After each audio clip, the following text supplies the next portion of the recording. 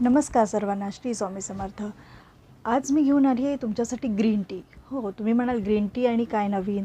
विशेष असं आहे की आजकालच्या जनरेशनला किंवा स्पेशली आजकालच्या जनरेशनला ग्रीन टी म्हटल्यावर काहीतरी वेगळं वाटतं। ग्रीन टी वगैरे काही नाही, नाव फक्त लेटेस्ट दिलेलं आहे, तो आहे काढा। हो, सर्दी खोकल्यावरती अत्यंत रामबाण उपाय। व्हिडिओ शेवटपर्यंत बघा, तुम्हाला नक्की आवडेल। आणि हा जो काढा आहे नक्की तुम्ही ट्राय करा आणि मला सांगा कसा वाटला तो। चला तर पाहूया काढ्यासाठी काय लागते। काढ्यासाठी लागणार आहेत अडुशाची पानं 4 ते 5 आणि तुळशीची पानं।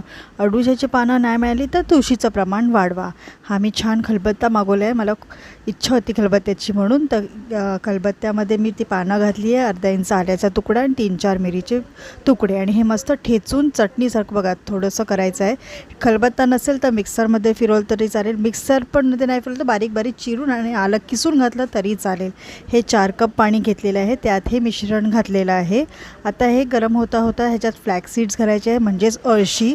त्याच्यानंतर आपल्याला घालायचं आहे ही ज्येष्ठी मधाची पावडर, नसेल पावडर तर मग त्याची काडी ठेचून घालायची। हे आहे काय सांगा, ही वेलची पूड आहे। वेलची पूड पण सर्दीसाठी खूप छान असते। त्यानंतर यात घातलेली आहे दालचिनीची तुकडे आणि अर्धा कांदा। हो, अर्धा कांदा, कांद्यानेही कफ पातळ होतो। आता हे छान उकळू द्यायचं 15 मिनटं मंद आचेवरती। नंतर त्यात घालायचं आहे गूळ। हो, गूळ घालायचा किंवा तुम्ही मध घालू शकता, साखर अजिबात घालायची नाही। गूळ अतिशय कफासाठी छान असतो, तर गूळ घालू शकतात आणि उकळू द्यायचं आहे। उकळून झाल्यावरती हे आटणार, अर्ध्या तास जवळजवळ हे मिश्रण अर्धा तास आटू द्यायचं। 4 कपचं 2 कप होणार आणि मग कोमट झाल्यावर हे गाळून प्यायचं, 1 कप सकाळी आणि 1 कप संध्याकाळी। नक्की बघा करून आणि फॉलो करायला विसरू नका, खरंच उत्तम आहे हे, सर्दी खोकला पटकन जातो। जेव्हा अत्यंत खोकला असतो, प्रचंड छातीत कफ भरलेला असतो, तर तुम्ही करू शकता। हा जो आज मी काढा तुम्हाला दाखवला आहे, हा मी माझ्या घरी केलेला आहे, नेहमीच करते। माझ्या खुशबूला, माझ्या मुलीला देते, आईंना देते, माझ्या आईलाही देते। आता सध्या माझ्या आईला कफ झालेला आहे म्हणून तो देते, कारण ती डॉक्टरकडे जायला जरा घाबरते म्हणून। पण ह्या काढ्याने खरंच फरक पडतो। खूप कफ असेल तर कंटिन्यू 3 डेज घ्यायचा आहे, 2 डेजचा रेस्ट घ्यायचा आहे आणि मग परत 3 to 4 डेज तुम्ही कंटिन्यू घ्यायचा आहे। हा काढा सकाळी आणि रात्री किंवा संध्याकाळी नक्की घ्या, बघा तुम्हाला कफ हा तोंडा वाटून, वॉशरूम वाटून निघेलच निघेल। आजकालच्या सिरपनी काय होते, कफ सुकतो आहे, तो कफ बाहेर पडत नाही, पण या काढ्याने तुम्हाला खरंच फायदा होईल, तुमचा कफ बाहेर पडेल। कसा वाटला काढा नक्की करून बघा आणि जास्तीत जास्त हा व्हिडिओ शेअर करा, म्हणजे दुसऱ्यांनाही फायदा होईल।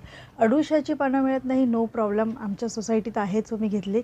जर तुम्ही फुलवाल्याकडे विचारले, आधीच सांगितली, ऑर्डर दिली, तर तेही आणून देऊ शकतात तुम्हाला, तर नक्की ट्राय करा। अडुशाची पानाच्या ऐवजी तुळशीची पानं वापरा जास्त प्रमाणात, किंवा मी ज्येष्ठी मध जे वापरले आहे तेही इन केस नाही मिळालं तुम्हाला तर शीतफलादी चूर्ण मिळतं माहिती आहे, ती पावडर तुम्ही घालू शकतात आणि हे करू शकतात। नक्की घ्या आणि नक्की करून बघा।